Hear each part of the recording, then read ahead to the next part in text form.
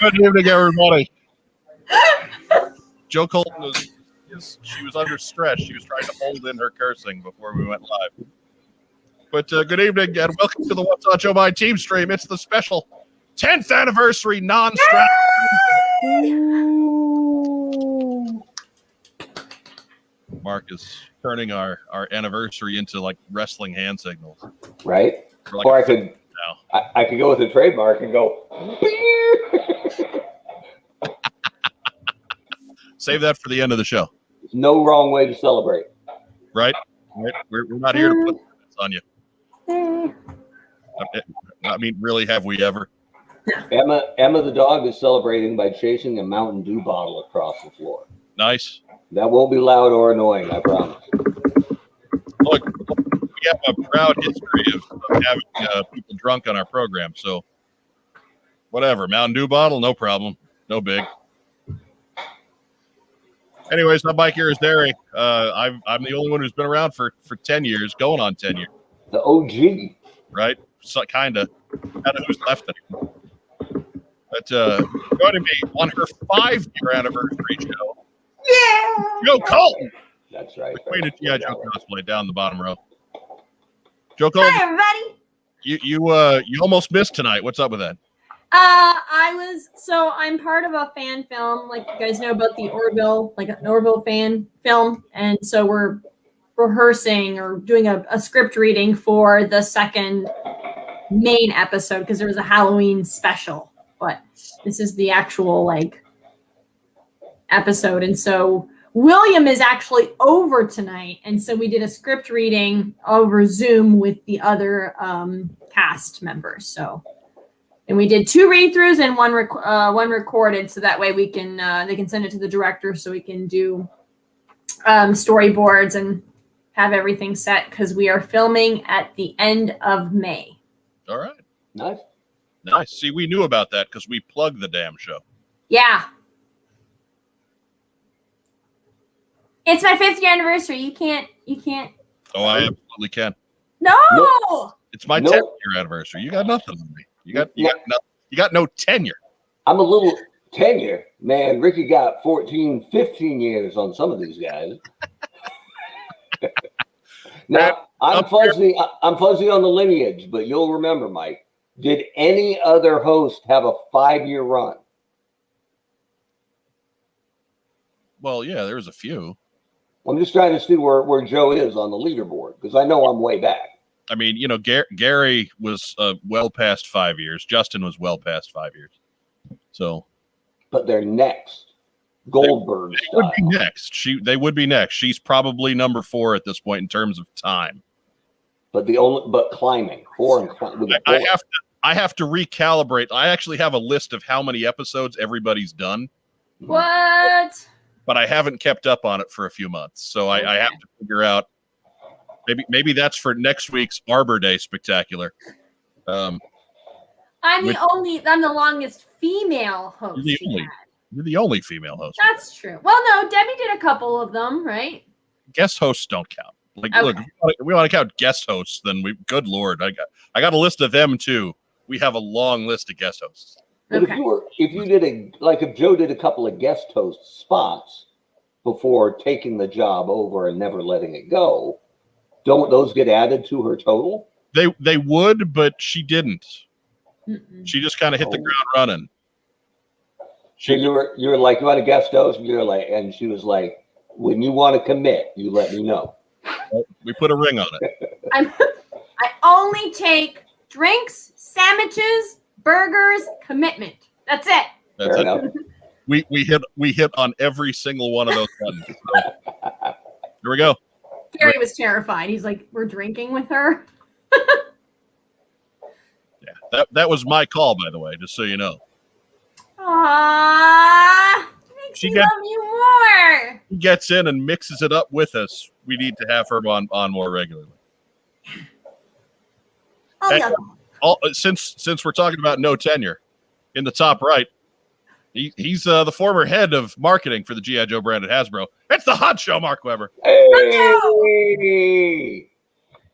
And if you thought I was still in charge, you found out different this week, didn't you? Right. you did.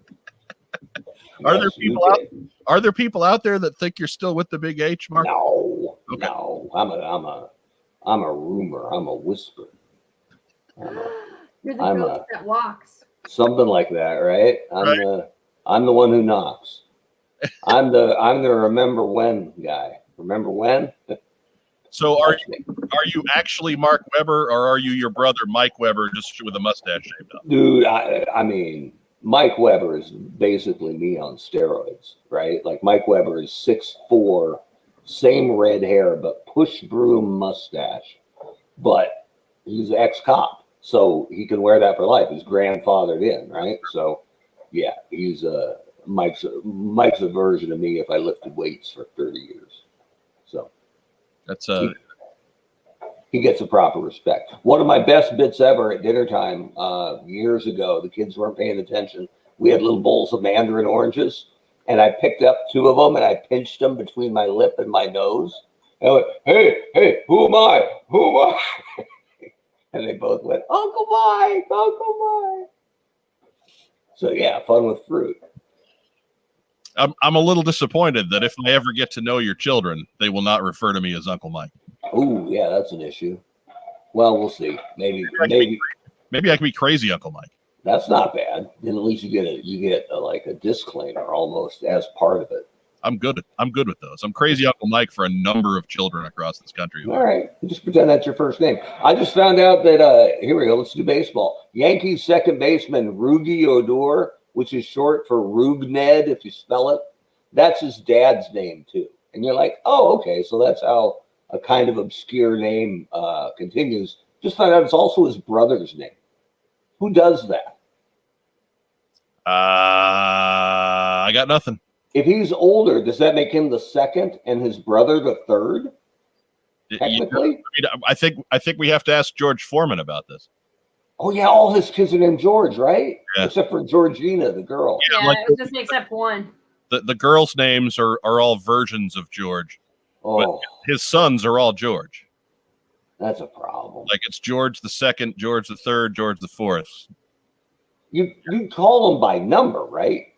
You wouldn't go George the fourth. You'd go 4. Get up here. You'd think. Apologize to 2. Right? Why can't you be more like 4?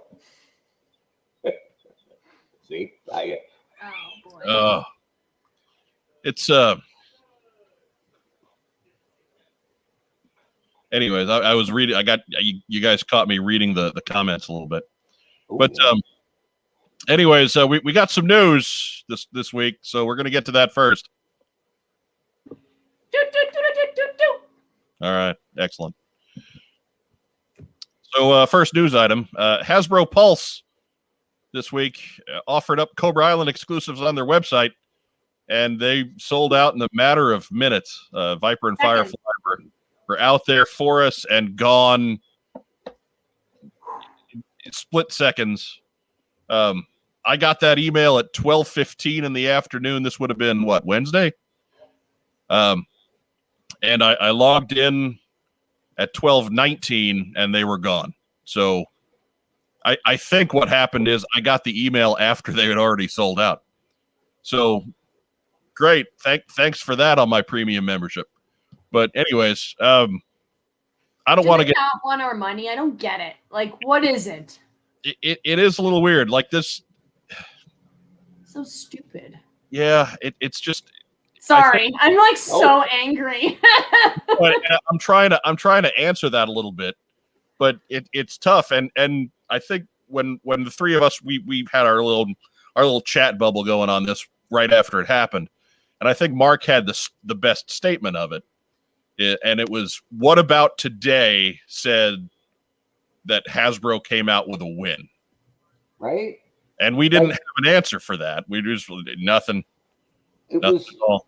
It's an opportunity. And at bottom line, it's good news that they are legally able to sell store exclusives on Pulse, even if it was only a few.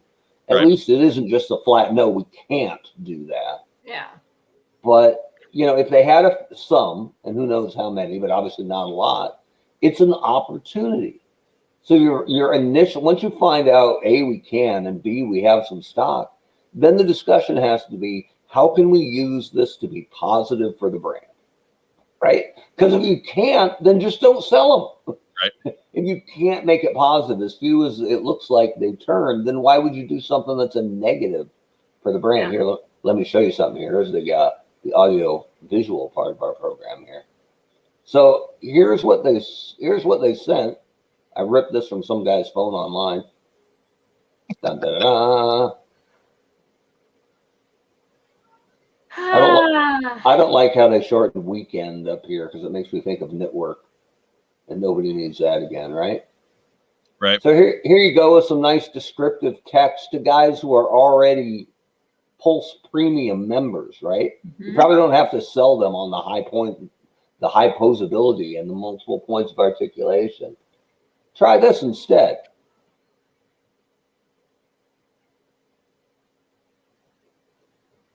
Yes, so I had a similar thought that they should do a lottery or something. Right? Yes. Now you got people talking about it all weekend. You've already started with small supply, and that you have a chance to enter the lottery. It gives you time to filter out the guys who are trying to get in there 3, 4, 5, 10, 112 times. Filter out your bots if you can, as best you can. And then the people who do get them are thrilled. And they're only allowed one. They'll have to pick one or the other until one sells out. And then the people who do get notified are thrilled. And the people who don't get notified are still disappointed. But they know they had the same shot everyone, all the other premium members is. There's nothing wrong with limiting this to the premium members. They pay more. They should get perks. And this is the kind of thing, if it happened often enough, it might sway somebody on the fence to get that premium membership. Yeah. Sure. So there's this is how you do it. This is how you brand manage. Yeah. And you've got people talking about the brand all weekend. Right. As people are, should I enter? Should I not enter? If it's a chance. And then they talk to their friends on their Facebook groups. Like, did you guys enter? What do you guys, how many did you do? I only got one shot. Okay. And then you say, bleep it, I'm doing it. That's it. And like we found on this one that went quick, Brandon Jerwa got a couple of Vipers, or so he typed on Facebook, and nobody was mad at him for getting two. They were happy that somebody the community likes actually got a piece of the pie, right? Hold on, Yeah. So many ways to make this make a positive out of this, because the bare beginning of it is incredibly positive. That store exclusives, at least Target's, Joe exclusives, can be sold on the Hasbro Pulse. I mean, I think they're available to the UK already, right? Yeah, well, I think once Target cycled through, they hit Toys R Us in Canada, and then Hasbro Pulse in the UK is kind of a different entity. So I don't quite know how that works. I need to sit down and chat with our buddy overseas, David Tree, to really get the ins and outs on how Hasbro UK works. But it's it was a tough week in that regard, and like we should also differentiate here that when we talk about Hasbro, we're not talking about the faces that you see when we've got FanFest going on. No. Like that's the creative team. That, they're not out there getting these guys to buy it. They're creating figures for us. But they're working in concert with U.S. marketing. At least I was. Now, who knows what's changed in 4 years? Yeah. But a good brand manager at least has a voice in that discussion with both the exclusives team and U.S. marketing. You would think that they'd be in the meeting at the very least. Yeah, it's not Lenny. It's not the designer at all, who we love. So yeah, but beyond that, you either have a voice in that or you should have a voice in that. Yeah. So they're not blameless. This is all part of the same thing, or that's how it used to work. If that's changed since, I'm not aware of it. But yeah, and so it's a tough hand to be dealt. I really think, and I've built this hill and I've stood on it several times. I think the big problem with this line is not the creative side of it. It's that somebody ahead of them is not working hard enough to get G.I. Joe into stores. And it's go ahead, Joe. So there's a comment from one of our listeners that Hasbro screwed him over. He talked to a customer service rep, and she said they only had a limited quantity of 20 total of Firefly and Cobra Vipers. Why even post? You don't do that. You use, because it's candy and it's valuable, so you save those and you use those for fan fest. If that number's true, you use that for Pulse Fest giveaways, right? Like, no, I wouldn't have even done that to do it right, because it's not enough product to engender goodwill. It's only going to make people mad. I'm going to back off the screwed me over part of that statement, but like that statement. Why would you be giving that out to the public? Well, she's customer service. They don't really understand the marketing side of that thing, right? So unless the brand manager meets with the customer service team a couple times a year to make sure they know what's going on and what's coming up. That's how it used to work. I don't know if it works like that anymore. Again, they're so fragmented COVID wise that maybe they can't do that right now. But we used to do it. Yeah, I also tend to agree with Matt Rubin's assessment. Yeah. That representative could have just been blowing smoke as well. Yeah. So I think sometimes, as somebody who used to manage a room full of customer service reps in a travel agency, sometimes they just say stuff to say stuff. You don't know where they got it from. They get caught up in the conversation and what have you. So we need to try not to take this personally individually. I think we need to take it personally as a collective, in that there's really nobody at this company that seems really engaged in getting these figures into stores. It's difficult. I don't want to go too far down that rabbit hole. We try not to be real negative about things, but that's just a miss. That's a miss this week. There's no way. I try to be negative a little bit. Well, same. I mean, yeah, but you're kind of an old grouch. That's okay. Yeah, truth in advertising. At least I'm honest about it. No. And again, there's. I don't want to say that you shouldn't be. I don't want to make it sound like you should be putting a positive spin on this, because you're correct. There is no positive spin to put on this. Right. I like to think that I'm fair, not negative. Yeah. If I skew a little negative, it's just to counterbalance other programming. How's that? I feel targeted. No, not you. Fair and balanced, people. That's what we're all about. Oh, don't ever do that again. Don't ever do that. You both recoiled. That was awesome. Ugh. It's a great evening with this wine.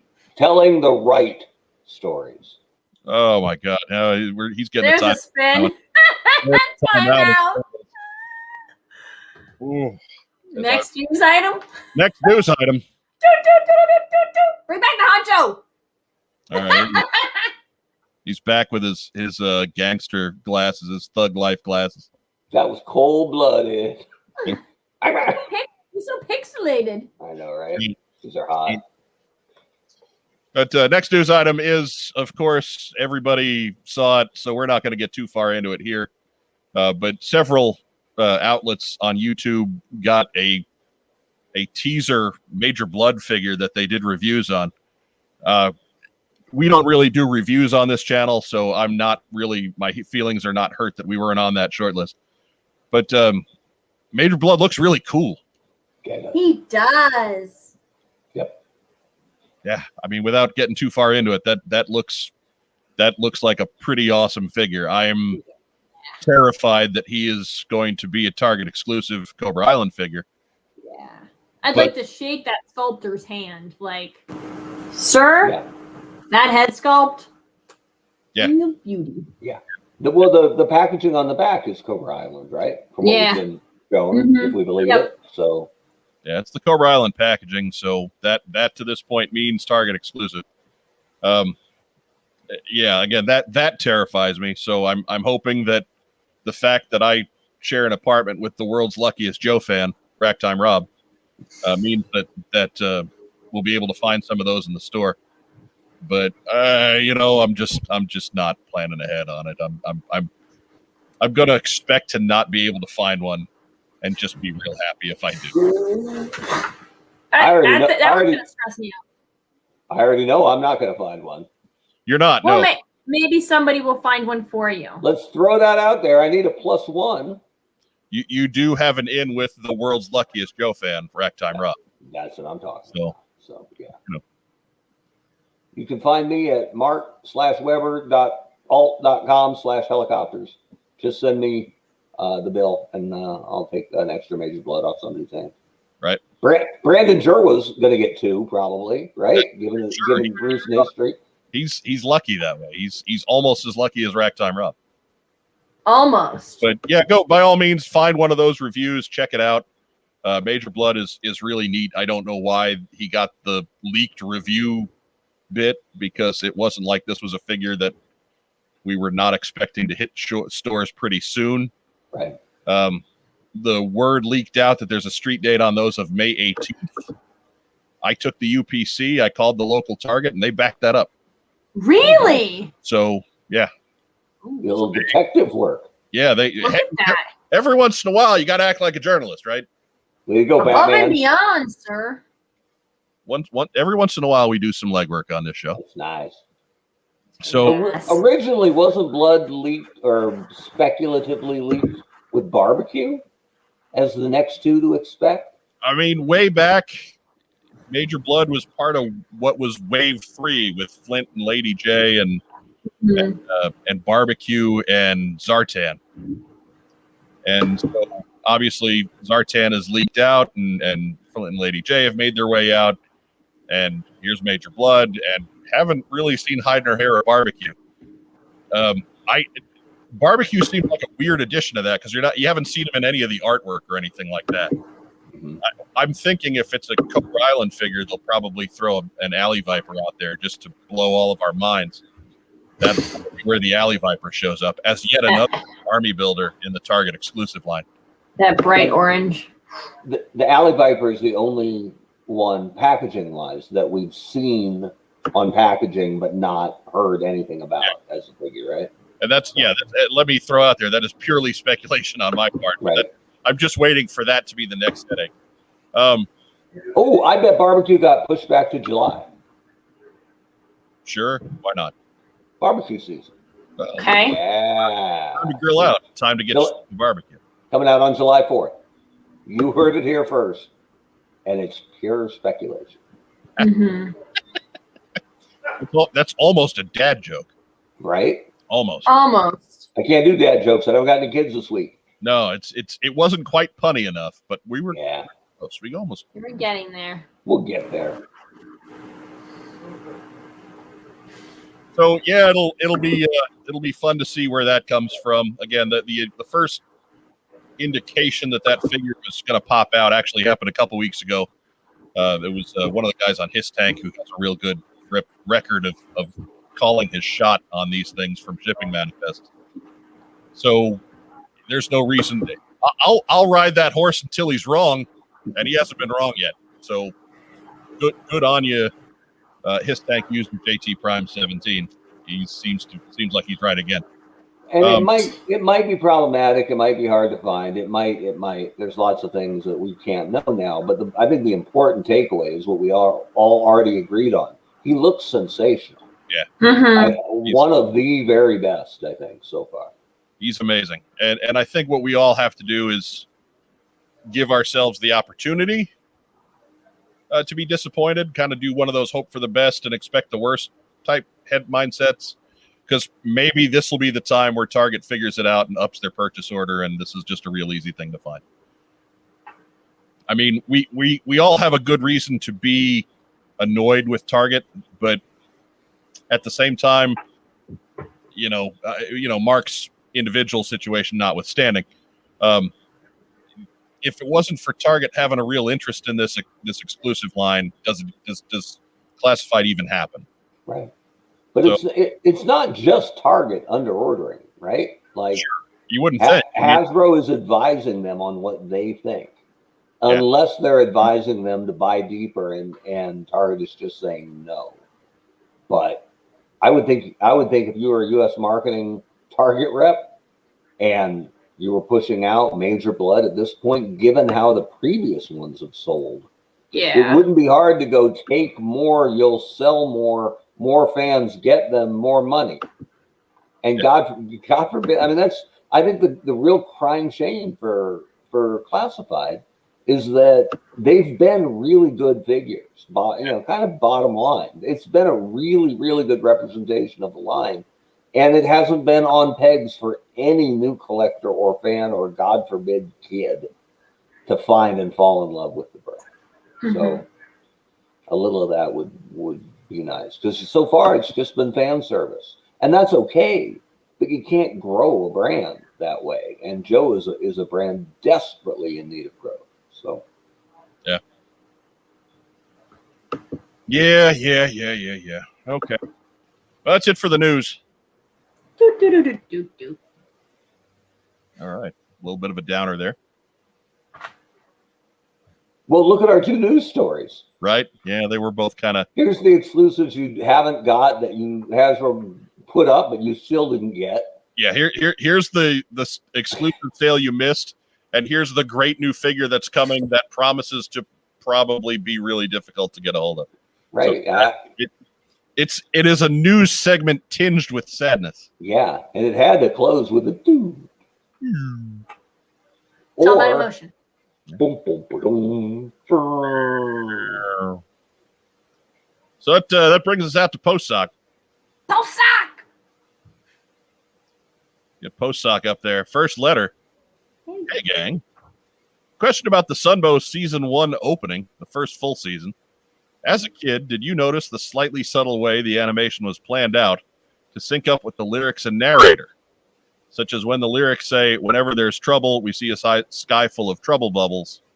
And when the narrator says, determined to rule the world, we see the Cobra globe being crushed.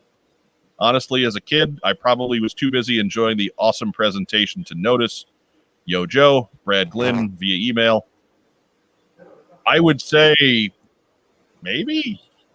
I think the trouble bubble thing is really more coincidence, but rule the world, they might have done that on purpose. I wanted to go, Facebook troll and just go, well, that's not accurate. Right? But I suppose to answer the question, no, I did not notice that at all as a kid.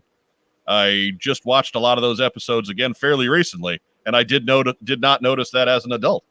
So, okay, great.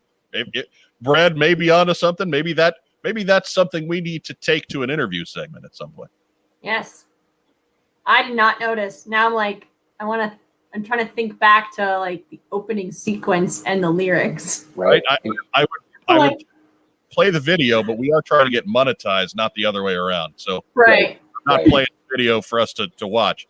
But yeah, go check that out yourselves tonight and figure that out. And if you really feel the need, by all means, leave a comment down below, and we'll certainly do our best to answer those. But yeah. No, never noticed it. You won't miss it ever again, though. It's like the arrow in the FedEx logo. If you've never seen it, you'll never miss it. I'm not buying the trouble bubble part. The Cobra globe. Yeah, I'm thinking they probably did that on purpose.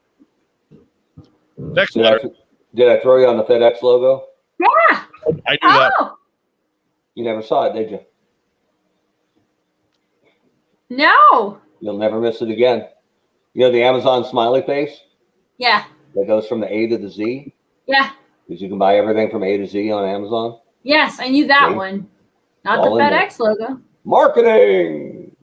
Wow. I never saw that arrow. You'll never miss it again. I was today years old. Huh. And the golden arches make an M. Yes, I knew that. McDonald's, yeah. Come on now, that's just coincidence. Spoiler. Dave Thomas's daughter named Wendy. Yep, knew that. Not a redhead, but whatever. Their Twitter account is very hilarious. Yeah. They've been killing it. you don't want to run afoul of the Wendy's Twitter account. No. It's not as good as the Arby's guy, though, man, who drew the Cobra Arby's logo guy's and Arby's funny, sauce. Yeah. Yeah, well played. I am a fan of Nihilist Arby's, which is not an official Arby's account, but it's should be. Check that one out. Yeah, it should be. That guy's got a talent. But anyways, next letter. Hi, Mike, Joe, and Scourge of the Philippines. How's it going? Declared war. Just thought I'd pop in with a few questions for whenever there's a lull in news or whatever. Well, that's certainly not this week. But first is, what elements do you think are missing from a design perspective in G.I. Joe figures? E.g., the height and weight of a figure's build, ethnicity of head sculpts, not enough characters with shorts or bare feet, etc., etc. Mark, as somebody who had a actual hand in this stuff, what do you think? I think it came a long way. Like some of the Holy Grails, real Holy Grails are the original heads for the original single pack Joe figures, right? Some people don't even know those existed, but they did. Some people still don't know those exist. Yeah, no, they had original sculpts for all the guys who shared heads, right? Zap, Grunt, and Flash. Flash was Hawk and Flash, Hawk, Short Fuse all shared a head. Grunt, Grand Slam, and Zap all shared a head. Breaker and Rock and Roll shared a head. But originally, they were all going to have unique head sculpts, and there are some out there. I didn't get to hold them in my hand, but Daryl held them up for me to look at, and they're not remarkably different, but they're different enough. And it was one of the things that disappeared in the cost cutting when they were trying to get that line out as profitable as possible, which led to all the paint ops that came off, which led to Snake Eyes being sacrificed, and they just went, fine, we'll make this one all black, no deco. We'll sacrifice him to keep the other ones looking good. And what do you know? There you go. Who's the most popular? Coming this July. Yeah. So I think there was more problems with that in the past, but now I think it's great. Like there's plenty of diversity between it. The one thing I always liked as a fan and on the brand was when you had some size diversity, right? When they made the Roadblock figure notably bigger eventually, and not thickness, but height, right? Right. Like there should be some guys who are just monsters, and so they did a little of that in the 3 3/4. Like Road Pig is round around the chest, right? Very beefy, and I think that's important. I think they should have some of that, and it should balance out, right? Because you should have some shorter guys and you should have some bigger guys. And that would give you a decent amount of parts library, depending on what you wanted to make if you were reusing parts. So I think it's good right now in Classified, and I think it was good in the 20th anniversary stuff on up. I think, by and large, you're in a good spot. Next one on here is Grunt the only G.I. Joe character to have left the G.I. Joe team to become a civilian? In the comic books, sure. In the cartoon, and Sunbow, Sparks left after season 1 as a civilian. So he's Grunt's not the only one. But a different universe, if you will. Next one is which G.I. Joe character do you think was given the shortest straw that had a world of potential but never appeared significantly in a comic or cartoon?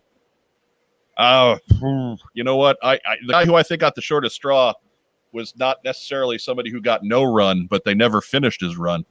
For me, in the comic book, that's Ripcord, where his story processes through to, he gets involved with Candy, and then Candy dies, and then Ripcord sneaks into Cobra headquarters and disguises himself as Zartan and get captured, and the Joes rescue him, and you never really see him again. Like, that should have been the kickoff to Ripcord of being something special, and instead it was just kind of the end of Ripcord.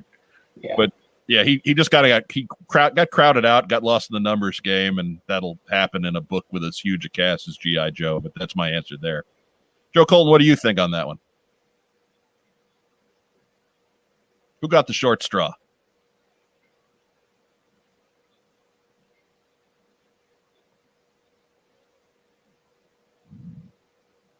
Did I not talk enough? No, she's muted. You muted, Joe. She's doing that thing that she No, always. I was on mute. It's fine. It is the anniversary show. But we agreed with everything you said. Thank you. We were nodding. It's great. Thanks. I'm glad you all agree with me. Probably Stalker is my Stalker is my choice. My God. Okay. But I was like, other than that, I mean, almost everybody appeared somewhere, right? it's hard. Mm-hmm. If your parameter is that never appeared, you're getting real thin. But I think there's plenty of great characters who didn't get enough, right? My guy's always Interrogator. Loved Interrogator. Need more Interrogator in our lives, all of us, right? And I think Ripcord would have got more play probably, except when his girlfriend got kidnapped by Cobra and he drove around in his van with the sign "Free Candy" on the side. Right. That's always a bad decision. Yeah, it's not. That's not people going to misinterpret that like crazy. So yeah, I loved him in the movie though. And I see that there's some questions popping into the feed. Hang on to those. We're not really looking at the feed just yet. We're going through the Postsac.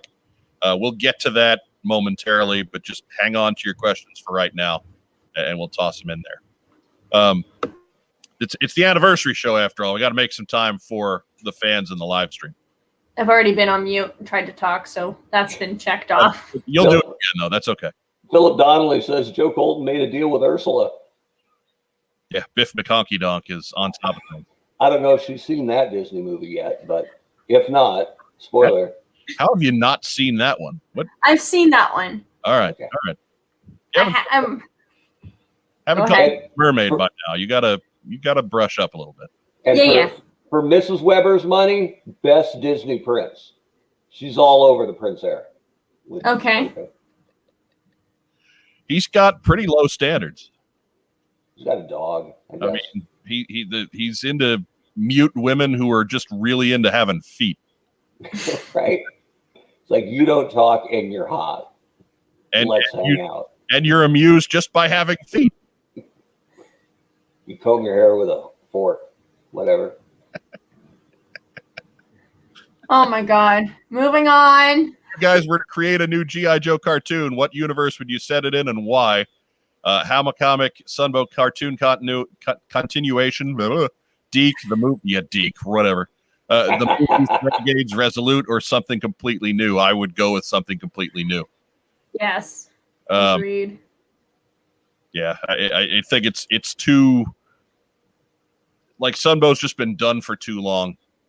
The comic book, you can't go back and recreate that. You can certainly use that to help set you up, but marrying yourself to a continuity that is also in a lot of places over 30 years old isn't necessarily the greatest of ideas. Either I'd go completely new.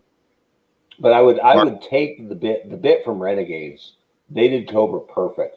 It's exactly what it needs to be, right? Yeah. The international business conglomerate that everyone's drinking their Cobra soda, right? And are shopping at Cobra Mart. And it's just a brand and they don't really know what they're doing, right? That's perfect. Because it'll never be a ruthless terrorist organization determined to rule the world. Never. That's Renegades, not Resolute. Oh, sorry. That's what I meant to say. Renegades.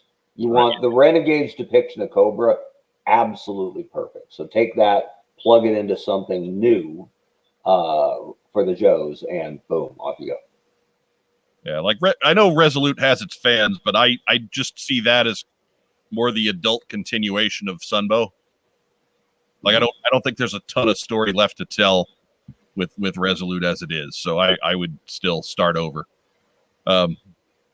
Renegades season 2 would be like a dream project, but like there too, it's been so long that it's almost like something you hope IDW would publish as a comic. Yeah, and it was so it was so A-team, right? Yeah, it was wonderful. I loved it, but it really was. Joe Colton, what would you do there? I would do something new as well. Like, there's so many stories that you can tell now that Joe would fit perfectly into in modern day. Like, use the characters, use their personalities, but Do something new.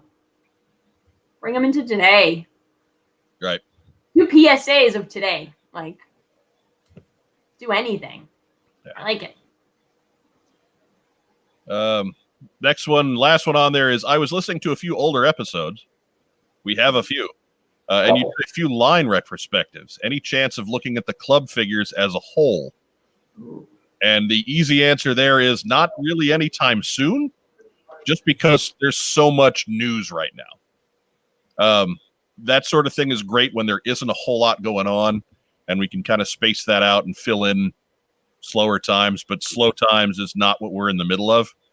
So I'm not ruling it out, but it's also something we have to figure out how to work into the new format, and that's on me because I do the production work, or obviously if I've been watching the team streams, lack thereof. And but yeah, this is all a bit of a learning experience. So once Mike gets a little bit better at putting actual videos together, we'll probably branch out a bit more and play a little bit with the YouTube format. What could Joel do if he was looking for a retrospective on club figures? Like, if only there was a noted author out there just about to release a book. Why, Joel could head to rahcguide.com and stay tuned for the upcoming Rank and File Volume 5. There you go. Written by noted author James Kavanaugh. That's right. Frequent guest host, the most commonly appearing guest host in the history of What's on Joe Mind. I think he would say he's an uncommon guest host. That's, yes, uncommon, but most frequently appearing. But frequent, yeah, uncommonly frequent. And you just got a free plug. I just plugged the damn book. Right? Right? He probably won't even know. Anyway, have a good one. That is from Crocodile Joel McMullen. And he gave me a new nickname. I like it. Scourge of the Philippines. Scourge of the Philippines. This is good. I'm going to be Apollo. I'll be Apollo Creed before you know it. Hanjo, Scourge of the Philippines. Blanco. Not good. All right, next letter. After doing this show for 10 years, what's the most interesting thing you've learned? That is from @Vagon238 via Twitter. Well, Mark, you've been with us the shortest amount of time, and that's still been a couple of years. What have you learned while you were on What's on Joe Mind? What's the most interesting thing? Joe can flip you off with her feet. Yeah. With my feet or with a feet? Aren't both your middle toes really long? Or is it No, just it's one? my second toe. The second toe. Oh, well then. I can give a thumbs up or point. Beer with your foot. You just got a sign off. I'm not doing it. Just saying. No, I almost put the foot in the package here, but I did not do that. What? Get out of here. Oh my God. Almost put it right on this exact letter. And Mark and I did not coordinate that in advance, but I did not do that. Thank you. I think one of the most interesting things I learned wasn't on the show per se, but at a JoeCon, we found out that, and it was, I asked Kirk Bazigian a question, and I had my hand up, and he said, "Yes, Mark," and I was like, my heart did like a triple patter, right? Like, call me by name. That's because he's the man, or one of the men, like on the Mount Rushmore.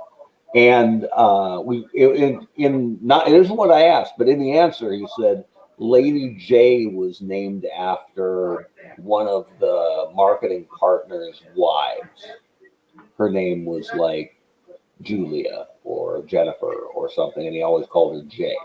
And so they named Lady J after his wife. And I had never read that, or it was Bacall. Who was Joe Bacall's wife. Joe Bacall's wife. And I don't think we'd ever heard that anywhere ever.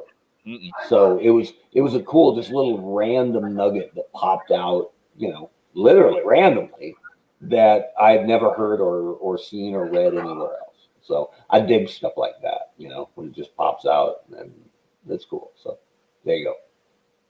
Joe Colton, what's the most interesting thing you've learned in the time that you've been on What's on Joe Mind. So that would be the last 5 years. We have really cool fans, and That what? surprises you. No, it doesn't surprise me, but they're always very sweet to us. And they're like, obviously not to you guys, but they're very sweet to me. They're just, I don't know, they're very welcoming, and like being able to do it like live now, and they can see us and like interact live, I think has been a really great thing for us, but also for them, because they used to just hear us, and now they can see our pretty little faces. Such as they are, right? Yes. Plus, when we took 7 hours or 10 hours of editing out of Mike's week. Yeah. Mike loves us more now. It unveiled his sweet and sunny disposition. He was hating life for a bit. Oh, audio editing takes so long. It's so awful too. And what's more, like, I don't mind doing it, and I'm pretty quick about it, and it still took way long. So yeah. Last year around this time when we did the virtual JoeCon, that was absolutely insanity, and it was during a little few week span where I was not working, and it just felt like I got up. I would edit audio. We would record something in the afternoon or evening, and then I would go edit some more, and it was, oh God.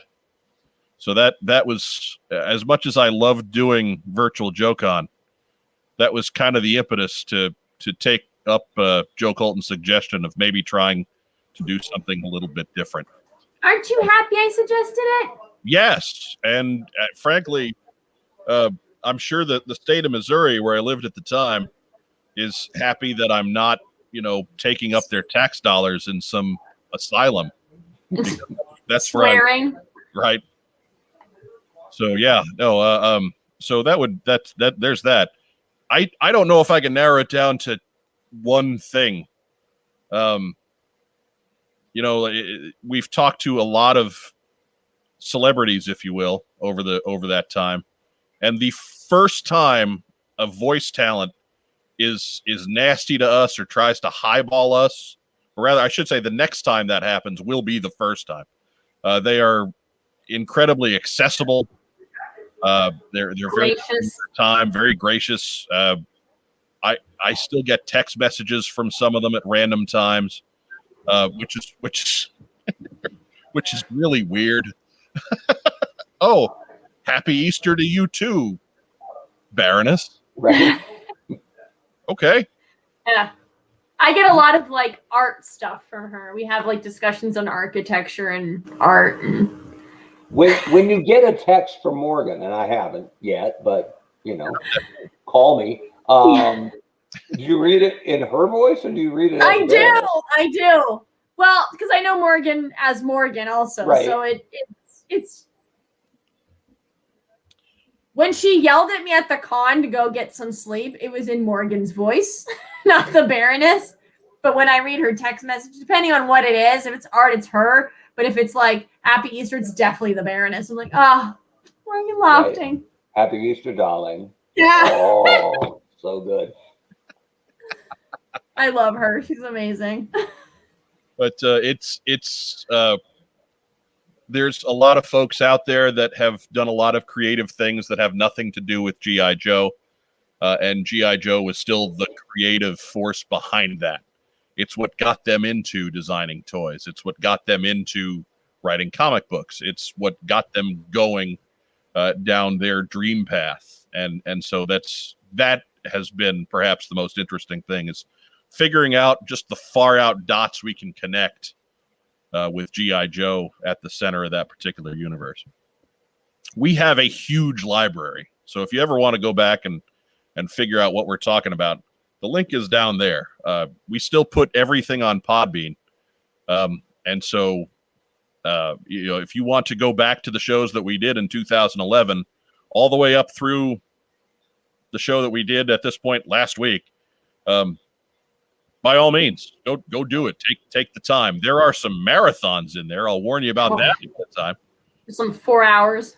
There are some that got past 4 hours. Yeah. Yeah. We got a few that got past 5. but that was what we did at the time. So podcasting was kind of a new deal. We were really the only Joe specific act in town for a lot of that time, and so it was we would get on and go. And so it's not I don't want to mean that we probably could go that long with the three of us on any given night, but I have to crack the whip and try to get us out of here in an hour and a half. Yeah. Well, it had to help back in the years when there was a ton of product, right? Yeah. Like, I look back at some of those years when they put out like 12 comic 2-packs, right? Just like when I was involved with Joe and they give me my item count for the year, and it would be like, I go, what I get? They go 3. Cool. I'll see what I can do. And not much tooling either. Don't go nuts with the tooling. Okay. It also always helped to have, we had a whole lot of extra voices around, so sometimes we could just turn loose for half an hour and bust on Justin Bell. So that always, again, it's a different show for a different time. So I don't want to compare them that way and say one is better than the other, but they are. It's certainly been an interesting progression through these 10 years. And so by all means, go down. Our link is down there in the description. Check us out if you got some time or you're going to be in the car at any point, and download an old episode with an interview on it and learn some stuff about this brand of ours. Next letter is a long one. Hi, guys. I know I'm probably late in sending this out, but I thought I would anyway. Guess what? Not late enough. Made it. I'm about 3 years into collecting again, and for the most part, it's been fun. I only really collect vintage in the classified line, and I'm really enjoying that part of it despite the struggles to the target products. I am more than happy to wait for my Pulse deliveries. I am and have been in manufacturing of different products for over 20 years now. In complete transparency, I've never worked in toy manufacturing, but I have been trying to dig up information on it as I've gotten back into collecting. I wish they did it stateside because I would be more than excited to work in that specific industry. We kind of wish they did it stateside too. I just wanted to share some of my thoughts about the struggles to get products this year, because all manufacturing is having a very tough year. I'm going to focus on the products coming from Asia, since that is where almost all toys are made. I would also say Mark is free to correct any incorrect assumptions I have made based on other manufacturing. I would also say that Joe and I are free to correct on that, because it's absolutely. When COVID hit, manufacturing over there shut down for at least a month, and in some cases longer. In some cases, much, much longer. Ever since COVID, shipping has been a wreck, as ships have gotten caught up in quarantines all over the world. This has reduced the number of ships that are actually operating, and with all the backlog demand, it has made catching up very difficult. My company is saying we are going to be dealing with shipping issues for at least the next 6 months, if not a year. On these next points, I'm making more educated guesses based on information I have heard about toy manufacturing. This may be a roller coaster. Obviously, main paths to market, Walmart and Target did not believe in G.I. Joe being as popular as it is, or their initial orders would have been larger. I've been told that the Asian toy manufacturing sites book at least 6 months ahead of time. Longer, I think, but yeah. Not less, definitely. No, certainly not less. Movie figures had to be pushed back due to the movie being pushed back. That makes sense. Take all the shipping issues and the built-in lead time to market. To me, there's no surprise that we haven't seen increases in the stores yet. A couple of more things Hasbro can't change no matter how much we yell. To get space on the shelf, Hasbro has to provide store exclusives. They are not going away. Price of doing business, and there are only 2 real players in the country that have actual shelf space at all. I don't necessarily agree with that point, but we'll come back to it. No manufacturer produces more than minimal amounts over actual orders anymore. That practice was phased out in the 90s due to the cost of holding inventory. That's a good point. So Hasbro is not going to overproduce. They need orders from the stores. Needless to say, I still believe we could see increased product in the coming months. So I said all of this to say the online community for Joe collectors is so negative because of some things that are just out of Hasbro's control. What does the What's on Joe Mind group think could turn that around other than magically increasing store inventory? I rarely get to watch live, but I always tune in after to see what you all say. Thanks for what you do and not getting as negative as other channels I've tried out. Happy anniversary. Sincerely, Doug Dello via email. P.S. I've been listening to the old podcast and recently listened to episode 80. Mike, you've been asking for Tiger Force told me for a long time. Yo, Joe. So sad. So sad. I don't know if I've been asking for him, but he's been the joke answer for what exclusive is coming for a long time. That is one of our longest current running jokes is Tiger Force Toll Booth, and I will destroy that joke. So there's a lot there. And Mark, so you're the guy this is pointed at in terms of manufacturing. Do you have anything that you'd like to add? I just, he's, pretty dead on there. Although I think it's far more than 6 months ahead of time that the factories are planning how they're going to lay out their lines and get their stuff done. But a couple things, and this is coming from the guy who ran the McFarland board for a decade, right? It's not just the Joe community that skews negative online, right? It is just online in general. It just skews negative. That's just what it is. But by and large, with the classified series, I don't think the Joe community has had that much to truly complain about, right? It hasn't been that hard to find the regular stuff, right? Like if you couldn't get Destro or Snake Eyes or Duke, that's a real catastrophic problem with the line. I think the recurring problem has been the store exclusives, really the Target exclusives. Nobody's complained too much about Walmart's retro series. Maybe about what's in the retro series. It hasn't been as appealing or as creative as I think most fans would have liked. But for availability, it hasn't been that bad. Who couldn't find a Hiss tank, right? I don't think that's been a problem. But the scarcity of the Target stuff with the figures they chose to make Target exclusives, the combination of those two things has been really, really toxic for the community to deal with. And but I always look at it from the larger sense because of what the brand needs. The brand needs new fans. And I think the line has been, by and large, pretty spectacular visually. And I think even without much supporting it outside of what's on pegs, if these were hanging on shelves, I think there would be kids turning into G.I. Joe fans right now. The movie delays, this one, is completely out of their control. And I think they've done the right thing pushing it off because they really need this to be a hit if it's going to trampoline Joe into being something important. And while there's been waxing and waning support for Joe internally at Hasbro, it's a house-owned boys brand that carried the company for decades, truly, on and off a little bit, but it's really important. It's right up there with Nerf and Transformers a little bit. Transformers isn't completely owned. So Joe is the one, and it really should be.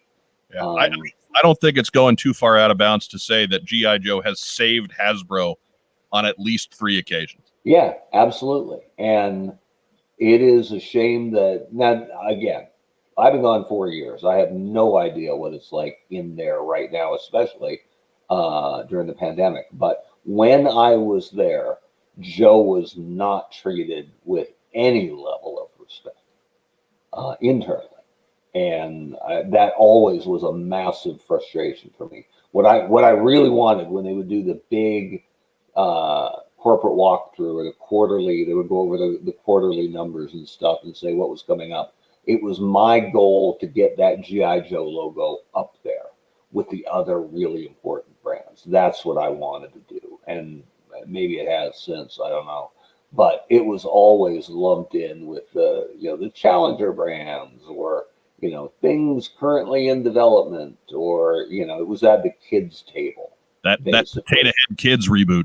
Oh, and it drove me nuts, right? Seeing it down there with all the other stuff. So, anyway, I don't know if I went anywhere coherent with that, but I really think the angst from Joe fans is about the Target exclusives, the fact that they aren't getting any better, aren't getting any easier to nab, and that they keep putting A+ Baroness level characters in there or troop builders, which is maddening from a marketing perspective, because as much as they could have sold more Baronesses if they were readily available, how many more Vipers and Cobra Troopers could they have sold if they were readily available? And they understand that on Marvel, which is, they sat next door to each other when I was there. Like, they have low-priced AIM troopers that you can buy in bulk off the Pulse website. Like, why wouldn't you want to do that? And if you're lucky enough to work on a franchise that is blessed with a troop builder that you can consistently count on, stormtroopers, Hydra troopers, that kind of stuff, then count your blessings and maximize it. And no brand has more of them than G.I. Joe. Yeah. So it's just, that part of it is really frustrating for fans. And as a marketer, it is hard for me to comprehend how big a miss that is. So my question is, if Target and Walmart are being difficult about toys, and I'll be honest, the few times I've been in a Walmart in recent months, there's barely been anything of anything. Yeah. Not just G.I. Joe, but like, where do the smaller retailers figure into this? Like, obviously GameStop wants to get more into the toy game. Mm-hmm. Obviously Walgreens wants to get more into the tall game, and other lines have even had Walgreens exclusives to this point. And high profile, like Marvel and Transformers, have had Walgreens exclusives. So why are these avenues not being pursued? Do you have any ideas on that? I don't have any insight. No, at all, but I would obviously you don't have any. I don't want to make it sound like you've got information. Because I don't. I don't guess as a professional. If you have an educated guess, that's what we're looking for. I assume that they would be trying to find the retail partners to help replace the loss of Toys R Us. Toys R Us was such a brilliant partner, not just for Hasbro, but for lots of toy companies, because they would, I mean, not to be rude, but they would take anything, because they had unlimited shelf space, really.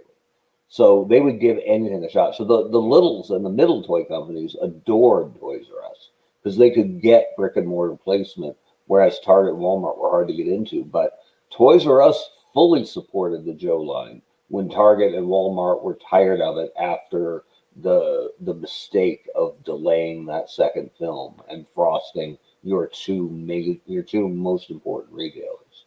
But when Toys R Us closed, I think they've been chasing the replacement for it, but not hard enough, because I think Walmart or Walgreens and GameStop should be fueled by exclusive product, right? So right. Yes, we'll give you a cool exclusive, but you have to order this many, and you have to take this much of the regular line as well. So you have reasons for people to come in and more than one thing for them to buy. I mean, they have the outlets, like the stores are there. Yeah. And you walk into a Walgreens, and sure, there's one peg set aside for G.I. Joes, and it's empty, of course. But if you go to Target, there's only two pegs. Right. So even though you've got this humongous store, it's not like they're giving that much more space to your line. So why are these smaller outlets not being pursued is beyond me. Well, and smaller outlets, but a whole lot more of them, right? There's Walgreens everywhere. I always thought that was somewhere that should have been maximized. And I'm surprised we haven't seen more with Amazon, because the Storm Shadows seem to go kind of seamlessly, right? As far as exclusive classified figures, was any one of them easier to acquire or painless to get in your collection than that Storm Shadow? The fact that nobody's talking about it, I think, speaks volumes. Right.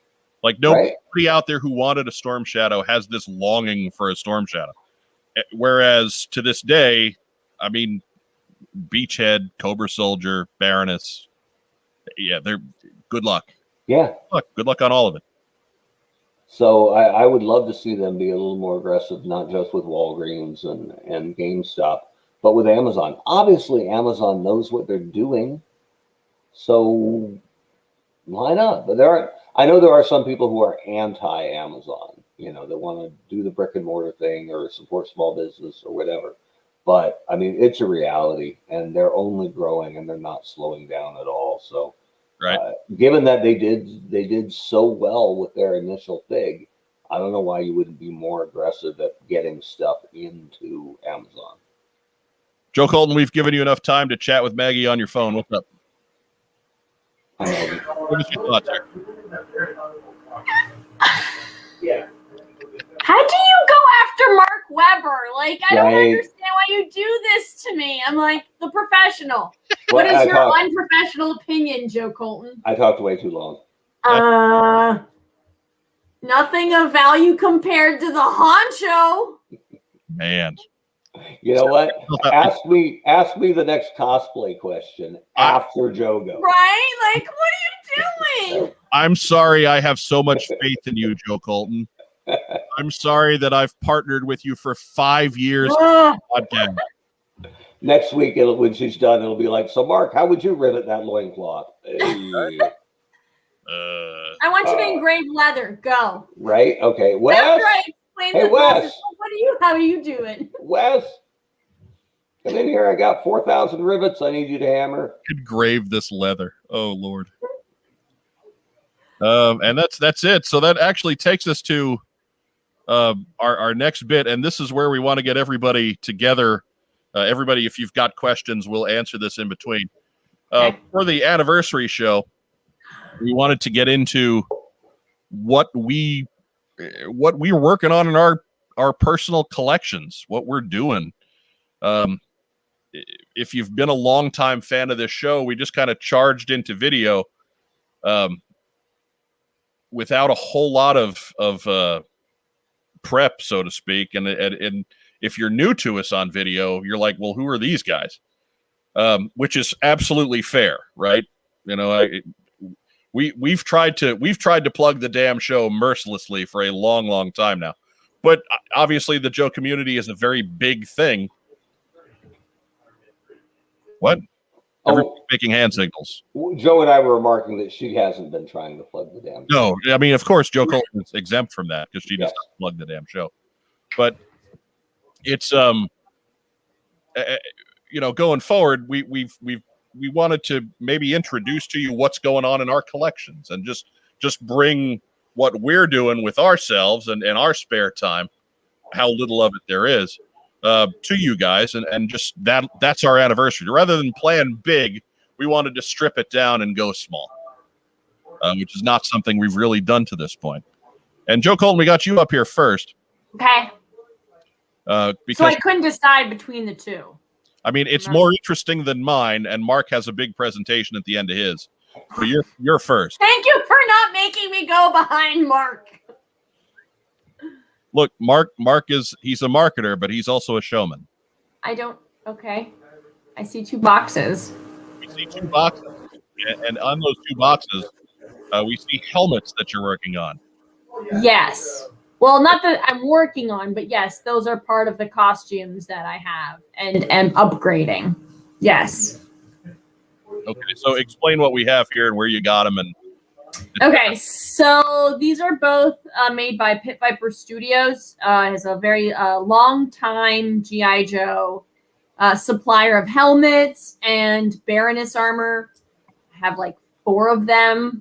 And so this one on the left is the Sideshow collectible Viper. I went with that because it's less boxy and my head is not gigantic. It's also more comfortable, and it looks natural when a normal person wears it, whereas the other one is just, it almost comes out to my shoulders, and I don't have very wide shoulders, so literally look like just a pencil. So, I have a question. Yes. Ooh. Yes. Are the goggles a separate piece? They are, but they are permanently attached. Oh, I wanted you to wear the face mask with the goggles. That's what everybody asks about Vipers. You could. You could totally stretch them out and put them on. They're just tacked on the back. Okay. So, Just in case it's really bright out that day. Yeah. Rack Time Rob has a question. Is the armor soft? The armor is soft on this one. And I hate you. Look, I had nothing to do with that. And then on the right side, we got the Cobra officer. Yes, I do a female Cobra officer along with Mary Mercenary. Your male Cobra officer is not believable. No. No. But a really cool thing about this is that we had figures made of the female Cobra officer. Somebody amazing was responsible for that. I'd like to give that guy a great big hug. I would give that guy a great big hug. And the designer who kept the hood off the girl's face a great big punch. Yeah. We as cosplayers, we were like, why isn't her face covered? Yep. But don't you want to see your faces? No. I spun a good yarn up there when I had to explain why there was no handkerchief over the face. But that's one of my favorite things. Actually, on my LinkedIn profile, there's a really grainy video of that presentation, and most of my presentations I never got to see taped. And when we show the Cobra officer, you can hear Joe Colton go woo from the very back of the room. I think you were way back on that. I was nowhere near you. I remember like really matter. If Joe Colton decides she's going to be heard, she's going to be heard. Yeah, and she was. Yeah. But I'm really glad somebody taped that and that I was able to grab it, because that was the hintless crossword puzzle, which was one of my favorite things I ever did, and it went over. That was cool. Crowd, so people were going bananas for that crossword puzzle. Yeah, it was pretty cool. And I had, I got the Zombie Viper 2-pack, and I had them high-fiving on the reveal. And that we pooped all over on this program. The Zombie Vipers? No, the crossword puzzle. Why did you poop on it? What you remembered listening to the show and hearing, because it was one of those where you were saying, I was really hoping that they would give this a big talking up on What's on Joe Mind, and it was immediately after we had recorded the episode. We're saying, "Oh, we're not going to get into that." You spend time on it on your own. Yeah, it was great. But anyways, moving forward. Yes. You can see there labeled Iron Grenadier. Yes. And this is what Joe has got going in her collection there. Yeah, so I'm currently working on this, trying to build a female Iron Grenadier based on some art. But it's going to be a leather jacket and pants, and she'll have the sword and everything that an Iron Grenadier should. It's just going to be a little bit feminized. It's too boxy for me, so. Which is good, because again, your male Iron Grenadier is terrible. Yeah, it's totally awful. Swimming. Diana Davis says, you can tell from the figures Mark has actual experience with boobs, unlike rocket boob figure makers. So there you go. Yes, I did like that. Yes, they were proportioned, not gigantic. Mrs. Weber, look away. What am I supposed to say to that? I'm gonna agree with Miss Davis. Took a longer time to get there than I thought it would, but whatever. Did you have to explain anatomy to them? I'm in the club. No, I meant to get experience with boobs. Hey, but actually, I didn't. I could take credit for it, but I didn't really. But if there had been some ridiculous proportions, I would have said something about like Rob Liefeld drawing. I like my figures to have feet. To have feet, yes. Yeah. And but I can't. I would love to take credit for that, but I really can't. I never ran into that when I was on Joe, and when I was on Transformers, it was not that big a deal. But they did have some big robots. Just saying, robots. And then, of course, the one that sank 1,000 ships, as it were, the Centaur helmet. Yeah, it's great. So the Iron Grenadier helmet is extremely heavy. This one, totally not, just very hot. it's got a giant opening, so I don't know why it's hotter. But I almost passed out. What did you do with your hair when you were Serpentress? I don't remember. I did a bun. Or? Yeah, okay. I did a bun. So I did a bun in that, and this is made by Drizzy Designs. She's out in Colorado. So I had seen her make this, and I was like, I need this for JoeCon. And she was like, what's that? And I was like, it's a very long story, but I would like you to make me one of these. Let me be coffee and share pictures. Let me be excruciatingly clear about how I say this. From a purely temperature perspective. Yes. This is, for Joe at least, this is your hottest costume by far, right? No, just the head. The hottest costume that I wear in Joe or in general? Both. In general, it is the Klingon one. Okay. Because the hair, the prosthetics, and then the canvas and leather and fur. And you got to carry that batleth around, so. Yeah. Maggie carries the heavier one. And then in Joe? In Joe, it's a combination of the Viper, because of all the gear, doesn't breathe, and my Crimson Ass because of the weight and all of like that cape just keeps everything in a like my core just heats up and I overheat. And the wig. The Crimson Ass backpack is crazy heavy, right? Yeah, it's about 40 pounds.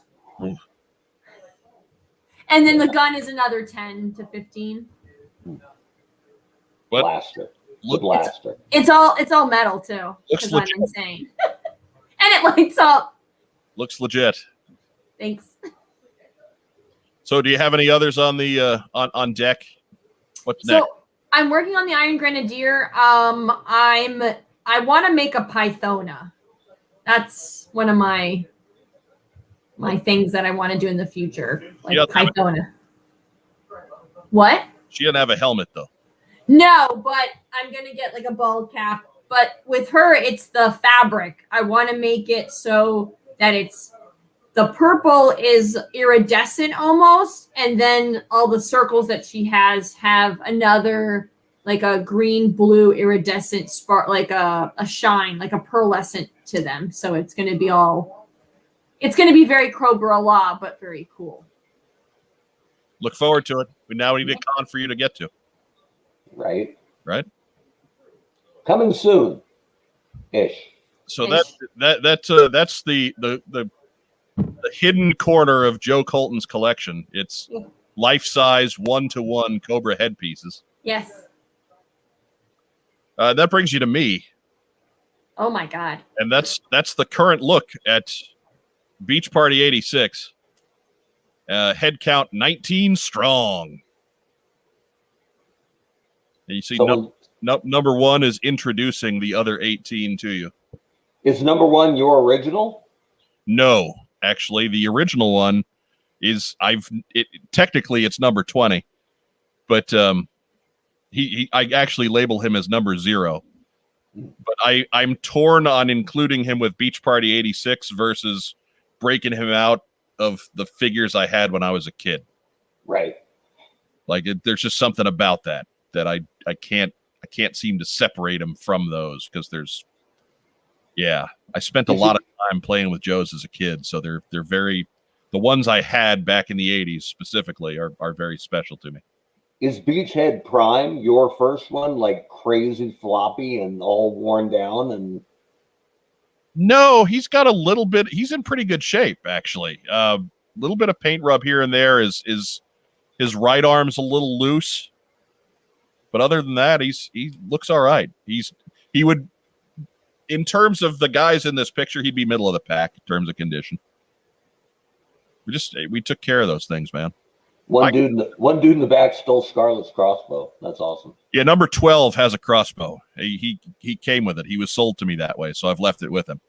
Nice. And I'm thinking they were just trying to recreate the crossbow from the backpack. Mm-hmm. So number 12 came with a 97 crossbow from Scarlett from the Stars and Stripes set, and I've left it there. Do you number them like 1, 2, 3, 4, like all the Georges? I do. You see the little stickers on the stands? Yeah. Yep. Those little bullet stickers have a number on it. So I thought they were playing Twister. Helps me keep them straight. Do you ever augment them? Like if you found a machine gun cheap, like for $3 at a store, would you buy it and equip a guy, or is how they arrived how they stay? No, I'll like if somebody's missing something, I'll add something, but I'm not gonna, like you see the guy in the front row with the cream colored backpack. He's always gonna have that cream colored backpack. Right. I'll get him a gun at some point, but for now, he just doesn't have one. He's a nice cream soldier. Exactly. He's the pacifist beachhead. That's Lifeline and a balaclava. Right. So, but yeah, we're at 19. And again, one of those was a gift from a viewer. And he's the only one that doesn't have a crotch. Oh. So that's okay, though. If I'm buying them for myself, I'm going to make sure that they're whole, right? Right. I if somebody's going to send me one, that guy gets free pass. He can be in whatever position he wants. If somebody's going to take the trouble to send me one of these figures, he's in the club. I'm a rough, tough ranger. And my crotch just broke. Maybe I could share that. Hang on. My crotch just broke. No, I can't share that without shutting out this thing, and I don't want to do that. Right. So that's me. I actually have gotten 2 of these this week. I have not added them to the Instagram account yet. But you can see down there in the corner, #BeachParty86 at March 23rd, 2021. And we added 2 this week. So I'm pleased with my mad collection. If we go like 20 years in the future and you're at 86, are you done? No. As a number? No. Or is that just to represent the years? The 86 is in relation to when he was released. Okay. So it was funny too, because the one that came most recently got delivered to the front door of the apartment as I was leaving for work. So I took it with me to work and had to explain to everybody there exactly what this was and what's going on with it. And they all think that I'm insane now.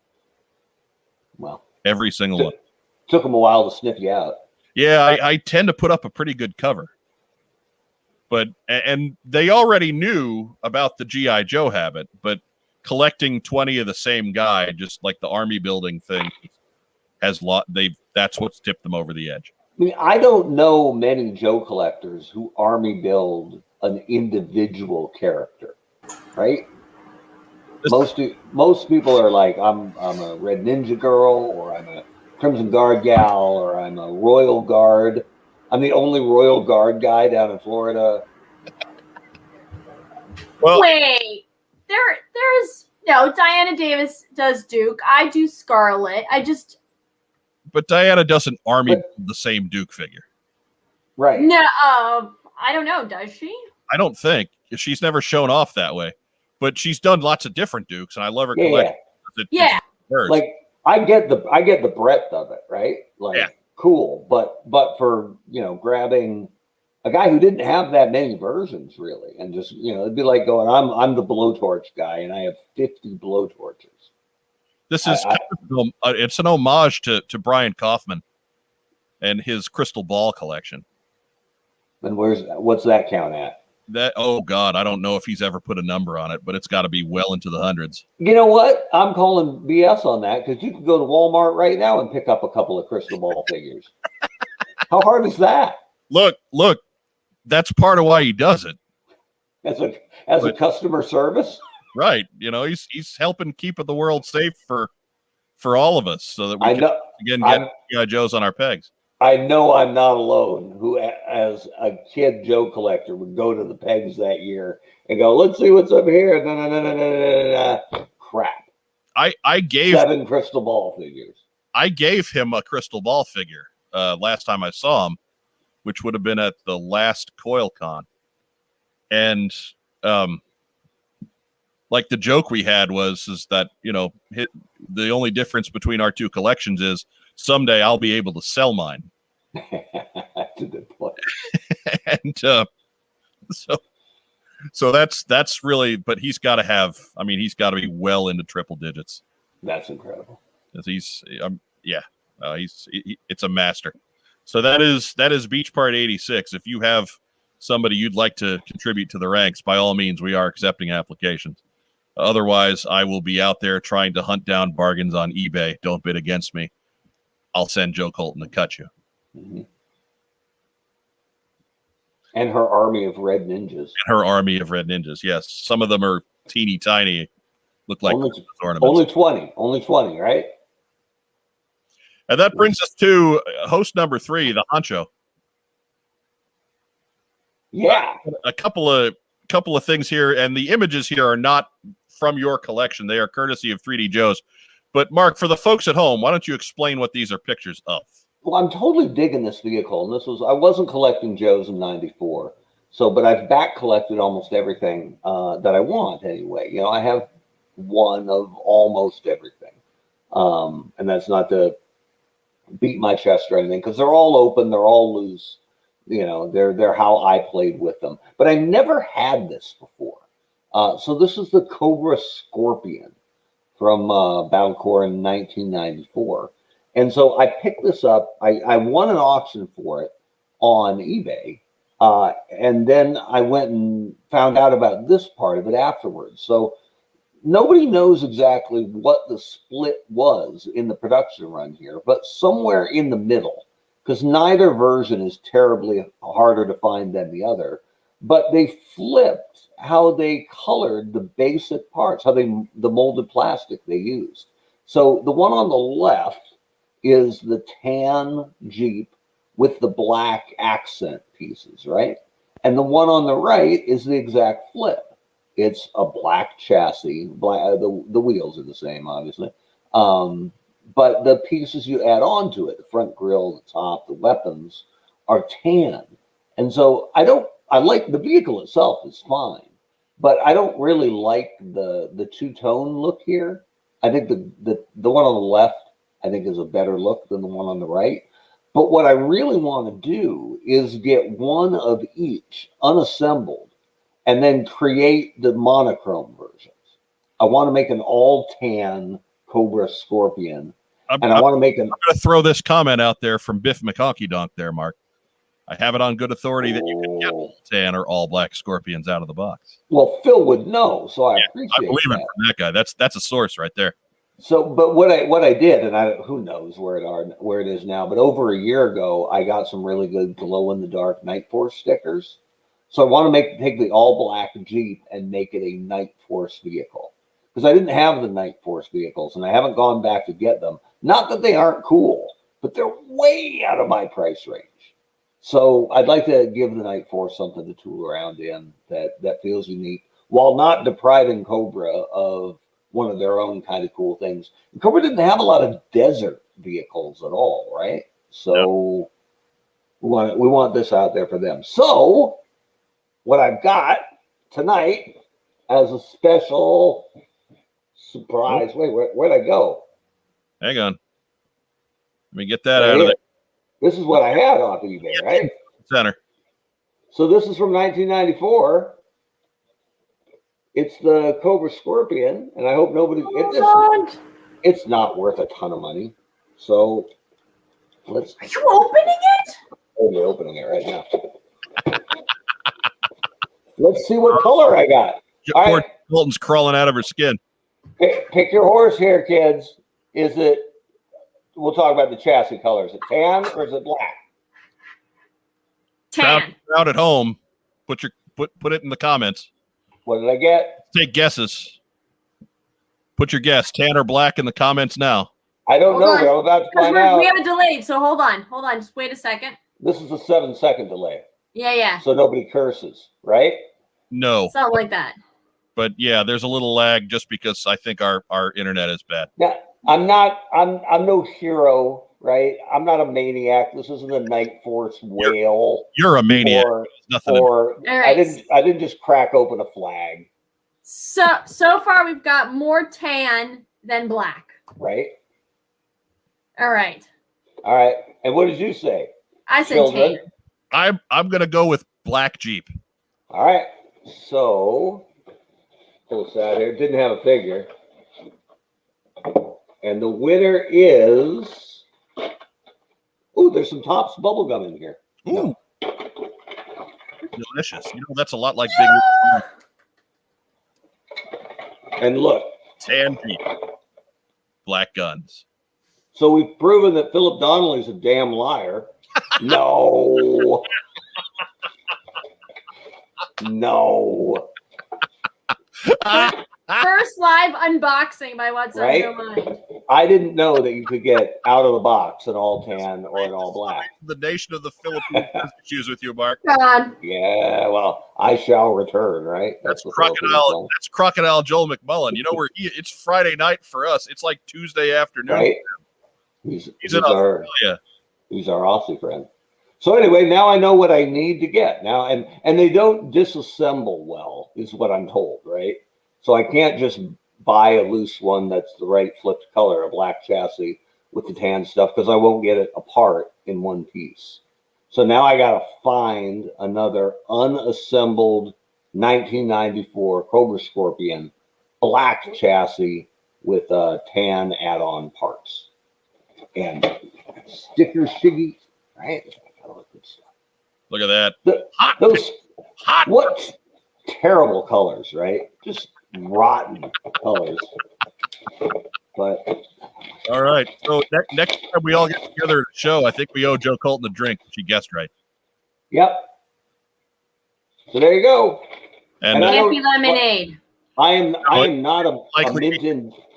It will be tequila shots, I'm sure. But. Oh yeah. I'm not a mint in box or mint on card guy, but if I get something that is vintage and sealed, I'll keep it sealed, right? Like we have my way back when I was messing around with the Sonic Zap. I didn't even realize that the Sonic Zap I had was mint on card and for Mexican, because it wasn't Zap, it was Bill. Bill. Okay, Bill. So there you go. Biff is adding in here that that's not the only vehicle that has the color flip issue. Well, Phil, what I would say is, put together some information for us, and we'll have you back, and we can talk about it at length. It's a good idea. Yeah, and I am aware of that, but this is the one that piqued my interest because I went, oh, cool.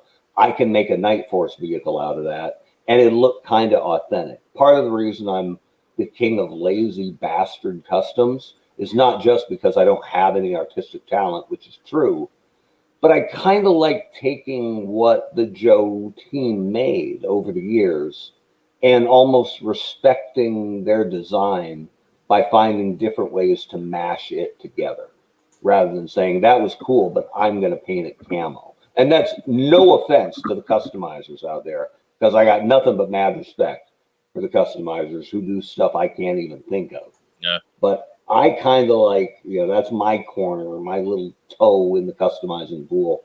I like finding different ways to put together things that the actual Joe team really made. So that's my goal right now, is to get 2 Scorpions by I don't know about years then, but Matt Rubin throws out that I think you owe Joe Colton a few drinks after 5 years. I think we've swapped drinks on many occasions. Look, Joe Colton is like I'm the only host that we know of that can handle tequila better than she does. Ooh. So yeah. I don't know if it's better. It's totally better. When we all get together at some point and do a live show with some drinking involved or around it, you two will be stunned how quickly it's a 2-person show. And I'm no drinker either, but you'll beat me. But like if it was regular drinking, Joe Colton puts me away. But with tequila seems to hit her harder. Well, I'm always drinking other things, and then I go, it's tequila time now. Which could well be it, because you're crazy. But, whereas I'm fresh as a daisy walking, yes, hell, let's do some shots. Bang, bang, bang. And, being a giant moose of a man, too, doesn't hurt things. So, but yeah, the clear liquors don't hit me as hard. Mm-mm.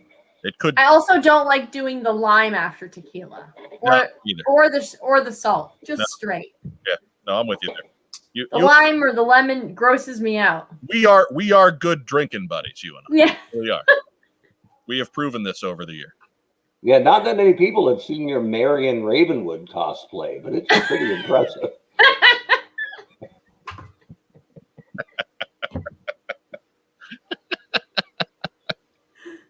So, anyways. It's funny. My husband hasn't even seen me do that. Moose No? not a popular DC character. You clearly were not around in the late 50s, Philip Donnelly. No. Maybe you should hold your tongue. No, I am a very expensive drunk. So this year might be it, though. We might do it this year. Maybe. I've seen him drunk, but he's an easy drunk. Like three or four White Russians, and he's like loving on people and like explaining to them what they mean to him and hugging them. And like Bill's $300 and I'm still going. That drink always freaked me out, right? It has milk in it, right? Yeah. White Russian. Well, it's got lovely beverage. Yes, it's got Kahlua. Yeah. Okay, it's not quite, but okay. Yeah. Yeah. No, you can put a splash of milk in it for color, but it's Kahlua. Yeah. As I recall, the dude puts milk in his White Russian. Yes. But he was on limited funds. So as S. Myers correctly says, it's actually cream. Oh, it's cream. Yeah, like coffee cream. So yeah, if you got a half and half, that's preferred. So Mark, is obtaining the black Jeep, is that like your next big get? Is that what we're going for next? I mean, I'd like to get it, but it isn't that expensive because the Scorpion isn't, a massively desired bit, but it's tricky for me because up until tonight, literally, I didn't know which one I had and which one I needed. Now I know which one I need, but I specifically need one that's half of a production run, and I need it unbuilt. So you can buy some mint on card or mint in box Scorpions, but now it's a lottery ticket, right? So I need it. What I need is a bagged one that's open. Ain't a lot of those laying around, right? So, but throw it out there if you have one. I know a guy who's looking for one. There you go. Once conventions get back in, maybe I can get around to some tables. We'll get Biff McHonky Donk working on that. He's connected. I mean, I've ripped him twice in a month online. Like, I probably better watch it, especially because I like him, right? I don't want to burn that bridge. Right? That's a dude who knows things. He knows people. I firmly believe, if push came to shove, that Phil would have my back when I finally invade the Philippines and burn down that store. Well, Joel McMullen is your in there because he's a lot closer to the Philippines than you are. That's true. So you need Crocodile Joel McMullen. I just wait for the sign, boys. We're gonna flag smash the Philippines. Do we have any questions from the gallery? We've had a lot of folks in the live chat today waiting for. I'm scrolling through. I'm looking for questions, and we've had some wonderful conversation. Certainly to add to but nobody's really asking us any specific questions in regards to, not recently anyway. I'm trying to go all the way back to where where we saw a few pop in before. But man, that's a lot of chat. Lot of chat. Joe Colton, you had any musical numbers? Nothing? Yeah. No. Yeah, it's funny because we have a really dedicated group that are usually here with us over in the chat, and I think they like talking to each other more than they like talking. Yeah, I mean, we're old hat. They're good. But here's a good one from the Canadian destroyer Ryan Costello. Where do you see G.I. Joe in 10 years? Joe Colton, why don't you go first? Hopefully alive, and Hasbro doesn't run it into the ground. I think it's going to be fine. For all of the tooth gnashing we do about it, I think it's a tougher pill because they'd have done it by now. Yeah, I think with this one, it's going to be a resurgence, and hopefully, my hope is that it keeps going for at least the next 5 years, and then we go through another cycle, and then it gets another big push, and they've got one new collectors and two old collectors are still collecting and are interested in the new product that they put out. If they're of the quality that the 6-inch figures are, we're going to all be collecting for a very, very long time. Mark, what you got there? I think if we go, let's go 10 years to the day. I think we're all going to be super excited waiting for the new trailer for the Snake Eyes Origin movie. That's where we'll be. On the What's on Joe Mind 20th anniversary special. It's going to be great. We'll be so pumped up. With our hosts, Joe Colton, Mark Weber, and Biff McConkey-Don. That's what I'm talking about. Crocodile Joel McMullen, who's the greatest untapped G.I. Joe resource? That sounds dirty. I know a guy. I don't know how to take this one, so I'm going to abstain. Yeah, it's a tough one to answer because a lot of the guys that we know that know more than us, we don't leave them untapped. We ask them lots of questions, and we use them for lots of resources and get lots of answers from them. So I don't know if I have an answer for that, because if I've come across somebody who I knows stuff over the years, I don't leave them alone. I'm annoying. You know who I would have liked to have seen more from is Hector Garrido, right? Because I never read much from him. I know he's Argentinian. I don't know that much about him personally, but the guy who did the art of the early stuff was so critical to the massive popularity of the brand that I would like to have just seen more of his brain getting picked a little bit. He passed away a while back, but maybe let him design some characters. He's so important. Like I always talk about the Mount Rushmore, right? If you're doing the Mount Rushmore of modern Joe, it's Kirk and Larry and Hector, and is that it? Might just be 3. Don Levine. Oh, and Ron. Obviously, we're that. There's your 4. There you go. Kirk, Larry, Ron, Hector. That's it. The 4. Sorry, Ron. Should have got you earlier. I'm laughing at the private chat. I'm not laughing at your selection. I'm sorry. Okay, yeah. But we'll let everybody else wonder what that's all about. Question for Ryan Costello. If you had hosted a podcast on something other than G.I. Joe for 5 to 10 years, what would it be? I think Mark and I, we're going to have the same answer on that. So Joe Colton, what would your subject be other than G.I. Joe?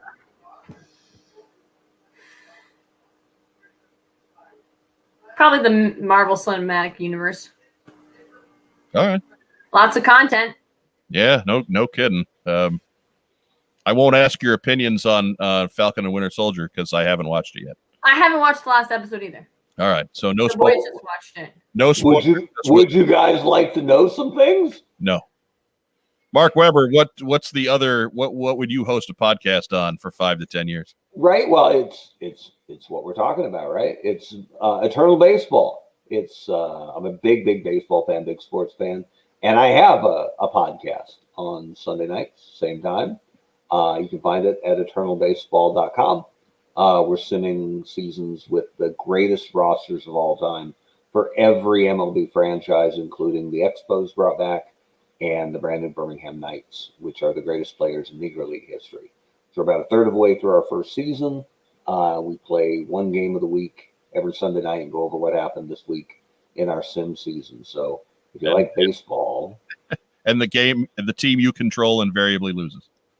Well, we won 3 in a row, and then we got beat this last week. So, but at least we showed we are capable of winning. But this Sunday is exciting because we don't do any team twice. No team gets the second game before everybody's been on at least one time. And this Sunday is Yankees hosting Mariners. Haven't done the Yankees yet. They're my favorite team. Mike's favorite team too. So yeah, check it out. EternalBaseball.com. We're on Twitter. We're on Instagram. We're on Facebook. And we're at EternalBaseball.com. Firing up that podcast on Sunday nights.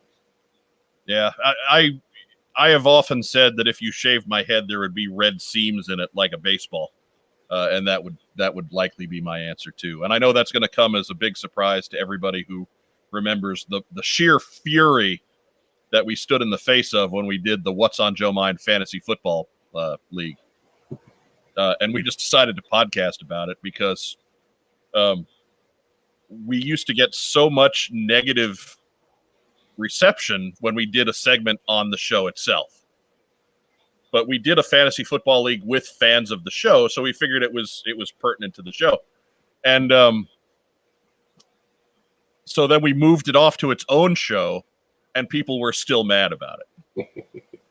Like, it's like, sorry, guys, we're going to do it because we enjoy doing that. But yeah, well, I listened to all of them, and I don't listen to the football ones. We took the football out of the main show, so you didn't have to hear it. Why are you going to listen to it? And that the old football show was me and Gary and my friend Jamie, who I've known since 1987. And we had a good time doing that one. So you can say, I guess we could say that we did do kind of a different show under the same umbrella. But yeah, like we in-house, we don't consider that What's on Joe Mind. Like, it's What's on Joe Mind Fantasy Football, and it was a different thing. But we have some of the long timers out there that they had to hear it because it was something that we put on our feed, and that collector's OCD meant that they had to listen to it. Mary Mercenary used to listen to the football show. She said she just loved to hear us bicker with one another. Didn't know anything about football, didn't know anything about fantasy football, but she loved to hear us just. Anyway, so that's that. I would also do a baseball show.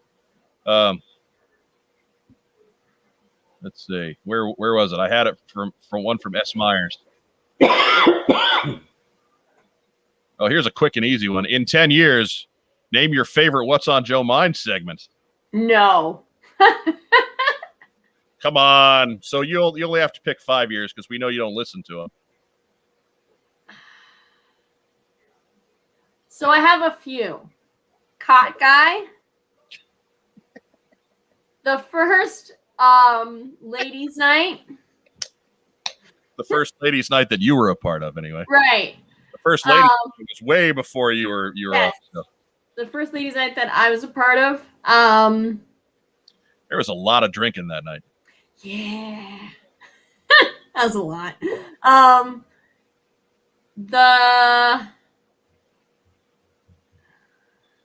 The segment where I was on a hunt for when I announced the October Guard, like that I was like trying to get, because the feedback after was like a week straight of like people sending me like eBay bids for $3,000 and $1,700 and $2,000. And I was like, guys, it's the quest.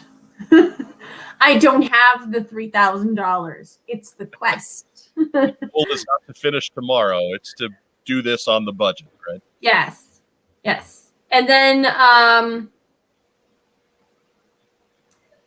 some of the guests we've had, some of the other hosts we've had. When Mark came on board, that was an exciting day. Like I don't have one favorite. I have several. Like when me and Carson had to re-record, at the time I really hated that segment. But after we got back on it, re-recorded, and it was almost the same. And so I was like, that's cool that we can do that. So yeah, we had a tough transition there. Yeah. We had some recording software like to explode on us. And so there's 4 or 5 episodes that we recorded that nobody ever heard 1 minute from. Yeah. There's a couple other ones that are probably on the depths of Gary's hard drive that nobody's ever heard. Yeah. So there's as many hours as we have produced. There's more. Yeah. And then my last one was when the first time we switched to live stream. Like our first live stream was really exciting and also nerve-wracking because we were like, is this going to go well? But is it going to happen? I still get that feeling from the live streams because somebody doesn't show up until 3 minutes before the hour. And somebody swears. Yeah, but we all swear some. I don't swear. I'm a Boy Scout. Not at the gate. But Mark, how about you? You've been with us the shortest amount of time, but you've had memorable moments. I love that Joe started with Cot Guy and then went with Ladies Night next because they couldn't be more diametrically opposed, right? All girls field there. And no girls ever Ever. going down those stairs. No conscious women anyway are going down the stairs to that cot. So his mom doesn't count. Oh, no non-inflatable women. Just pulled a yo mama joke on cot guy. It's probably not wise, but good on you. I mean, it's completely self-serving. But when I busted out the beachhead, I'm a rough, tough ranger, because I hadn't planned it. It just came to me, and I busted out this line that killed Mike and ruined me too, because I couldn't even finish it before I cracked it. It was absolutely broken. I'm going to try and pull that up. So bear with me. If you have anything else out. Yeah, it's totally self-serving. And we are going to get back to Losertown. Losertown is always a massive hit, because I think most of us assume this kind of stuff happens, right, to gals in a primarily, or at least historically, male hobby, and certainly brand. And so we assume the gals who are involved probably have to deal with this more often than they should. But Joe actually gives us a window, right, into some of that garbage that goes on, so we can all make fun of it and support her, and at the same time say, guys, this isn't okay, right? And finally, we don't name names, so to speak. That's why it's Cot Guy. But we kind of shed some of the anonymity from that and go, if you send Joe Colton some bull, it might get read on air. So just be warned. That is a possibility. Here we go. I hope this comes over. I'm Beachhead. I'm a rough and tough ranger from Alabama, and I don't take no guff. And my crotch just broke off.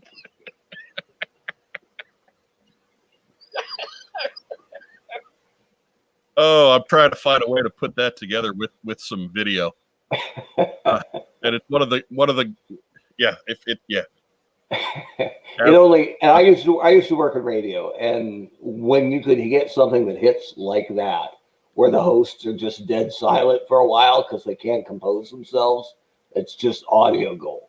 So I was really, really happy with that. I busted out so hard. It was a solid 5 minutes before we could get back to it hurt to breathe after that one. That was tough. That's audio money right there, baby. If I was going to narrow it down, I'd have to say the John Chu interview was a big deal. That was really cool of that guy just to show up. Justin fished him off of Twitter. He's like, yeah, I got some time. Okay. Sure. Come on in.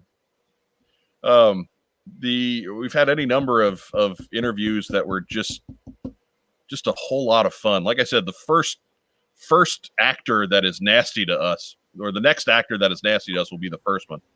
And I've said that line so many times, I don't think I've ever gotten it right once. So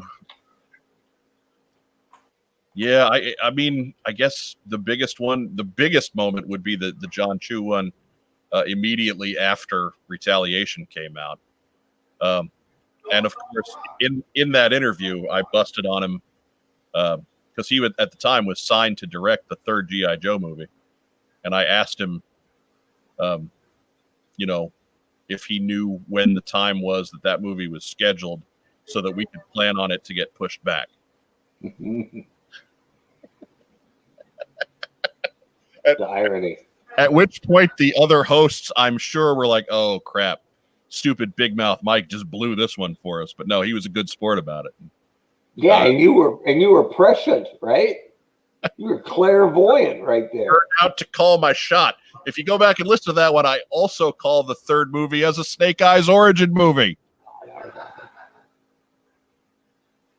Boom. Yeah. Anyway, so we'll stick with that one because that was that's where I got to be a jackass to a future Hollywood A-lister. Feel good about that one. Absolutely. Weird. Anyways, the S. Myers question: what is the origin story you'd like to see made into a movie? I mean, we're getting Snake Eyes.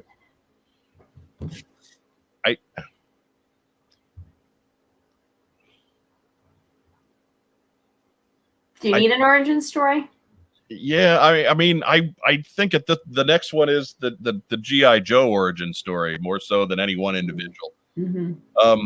There's some great characters, but none of them are as multifaceted as Snake Eyes is. Right? There just isn't that story out there, and somehow the story got told without it. So I don't know if we need to go back and fill it in. Like Duke is probably popular enough, but I don't know if he's interesting enough. Like we know Duke's deal. He's the good guy. He does what's right. Right? Yeah. If you did it like, I haven't seen Joker, but if you did it kind of realistic, like I think Joker was, and told the Cobra Commander story. Yeah. Okay. How a guy has the American dream fail him, and he's slowly radicalized, or maybe quickly radicalized. But could you imagine if you did that story? Imagine it like, Falling Down or something, where the trailer is just normal man broken, and saved the reveal at the end for the theater, and didn't say boo about nothing until the end, and then it's revealed that it's Cobra Commander at the end, right? Like you weren't trying to sell a lot of toys for this movie. Like, that's kind of cool. You get a ton of buzz out of that. Yeah. Ryan Costello, who is your favorite guest over the years, and why was it Larry Houston? Larry Houston was a great guest. I don't want to take away from Larry Houston. He was fun. And a lot of what we talked about with Larry didn't make the show even because we just started being Justin did that interview. And we were rolling, and but we talked to Larry for a long time, and he was a great guest, and that was a very good interview. But Mark, you haven't done too many interviews with too many of the celebrities to this point. It's been tougher to get them on in the advent of them all getting podcast representation. That didn't used to be the case when we started. So there's a lot more hoops to jump through in a lot of cases to get these folks on, even the ones we know well. But out of the folks that you've spoken to, Mark, what would you say? I think anytime we can get William on the show, it's a big deal. William's not a celebrity. What are you talking about? Hold on. He's a Starfleet admiral. Oh, What's up? Oh, these are not. Oh, there we go. Now they were not adjusted to my head size. I have a small head. You do have a small head. It's weird. Yeah. You guys, what's going on? Are you guys done with the show for tonight? No, we're still rolling. You're live. We're live. You're live. Oh, and I don't have a G.I. Joe thing on. I'm all Star Trek'd out today. That's but fine. you didn't lead with a curse, so that's good. No, because I watched the show and I know. Wait. Hold on. Everybody who's here needs to watch the show, so I'm plugging the damn show right now.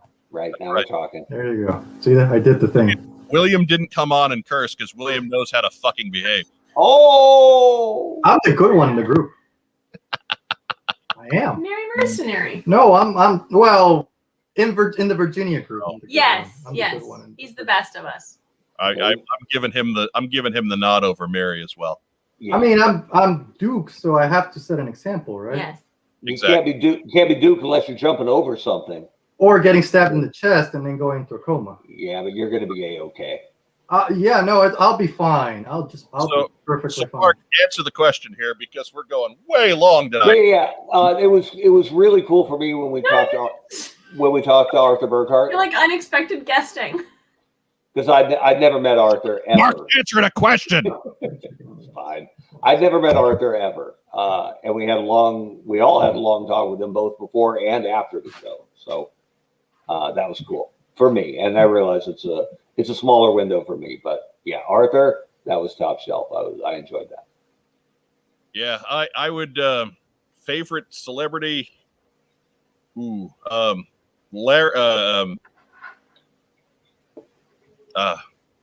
Michael was a hoot. Because there too, when he was just this super down to earth guy. It's one of the first interviews that I was a part of. Of course, he's famous in our circles for getting on and in the first question we asked him, he gave us the curse-filled answer. which I won't ruin for everybody. Go back and listen to it in the show. It's the Kevin Michael Richardson episode. But there too, like we had a moment with him. He was a little late getting to the interview. And it's because his recording session on The Simpsons went long. And once he got on the show, of course, stupid ass, smart ass guy has to go, you tell The Simpsons that What's on Joe Mind is waiting.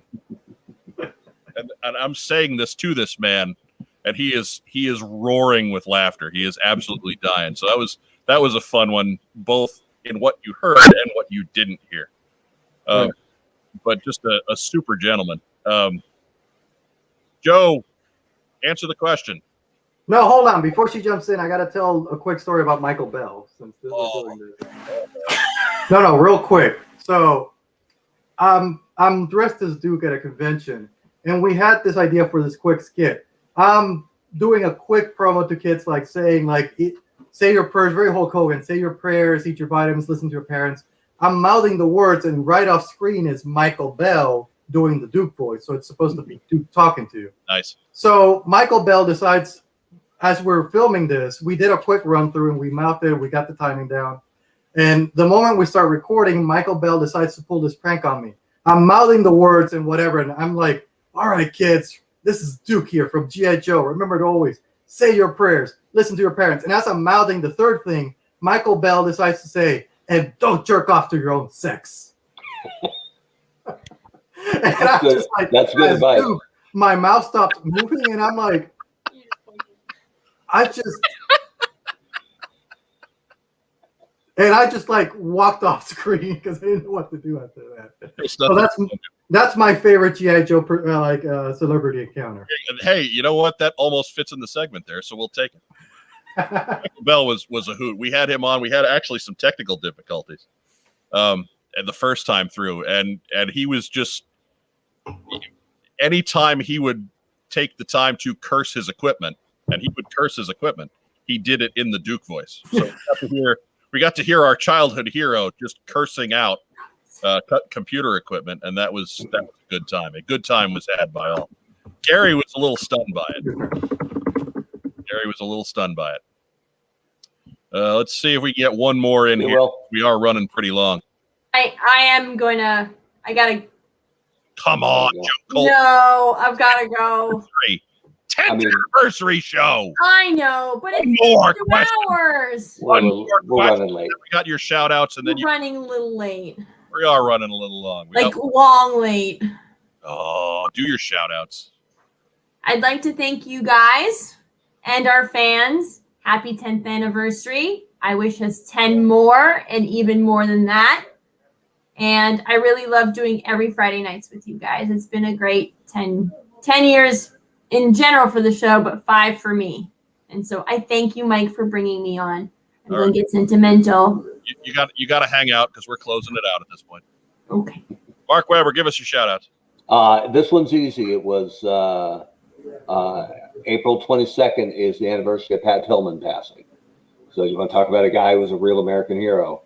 Pat Tillman, great Sun Devil. What else you had going? And they do Pat's Run every year for him this week, and that's on Saturday. So it might be a little late to get in line. If you don't know about Pat Tillman or the Pat Tillman Foundation, pretty easy to check it out and find out about a guy who was just a phenom in the very best sense of the word. So for Pat Tillman, God bless.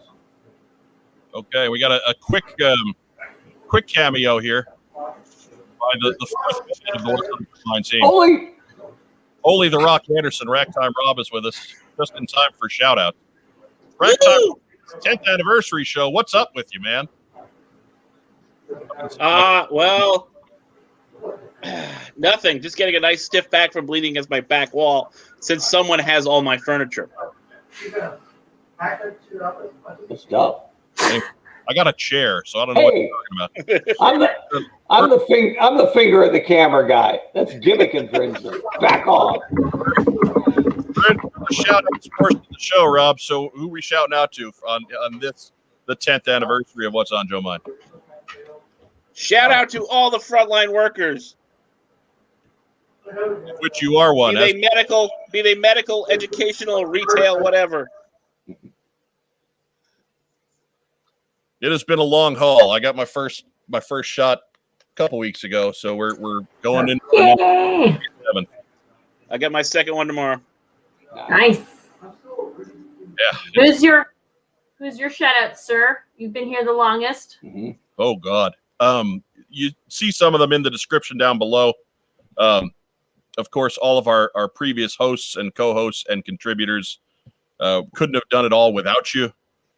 To all of the fans who are here with us live, again, new wrinkle in the What's on Joe Mind history.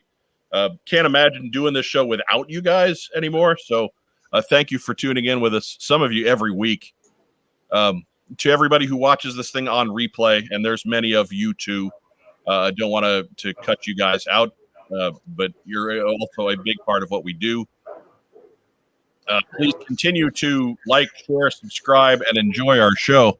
I tell you what, we're going to do a contest for next week. We will do this next week. But remember Flint Lady J from last week? Leave us a comment down below, and we will pull out your name for Flint and for Lady J. And that's that. We'll just send it to you. It's only for Pulse Premium members and only for the next 20 seconds. No, that is not just Pulse Premium members, but you do have to leave us a comment down there. Yes. Again, we try to get some likes going on the videos, and that is really the best way we can say thank you for 10 years is by giving stuff away. So spread the word. Tell them that we're giving away a Flint and the Lady J. Watch the show. Leave a comment for us, and that will be that. Also want to give a shout out to our sponsor, Kokomo Toys. They supplied Flint and Lady J. So shop Kokomo Toys. Their link to their eBay store is down below. Want to give a big shout out to George Greeno, a longtime friend of the program, who designed our 10th anniversary logo, which is plaster everywhere. That's really cool. I love that logo. Yeah, it's classy. Yeah, I love the patch design. So I might see if we can get an actual patch made. That would be neat. I got a guy for you. Yep. Yeah, I know you got a guy, but he's going to require money. Yeah, it's okay.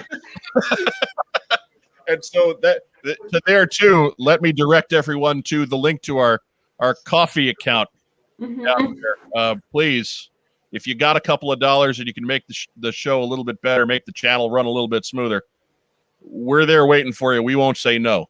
And that's going to be where a lot of the fun budget comes from for our program, because we're broke, folks. We absolutely are not wealthy people.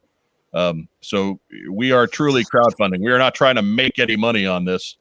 Lord knows none of us have ever pulled a dollar off of running What's on Joe Mind. But paying for some expenses would be great. So if you can help us out with stuff like that, we like to give back to our fans. We like to give back to our patrons and so on and so forth. And that's about it.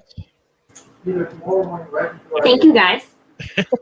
It has, a shout out, of course, to Mark Weber, Joe Colton, to Racktime Rob.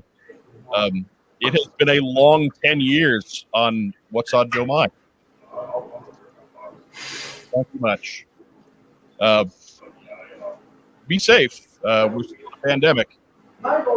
Get your vaccine. Go to all of the appointments that are necessary.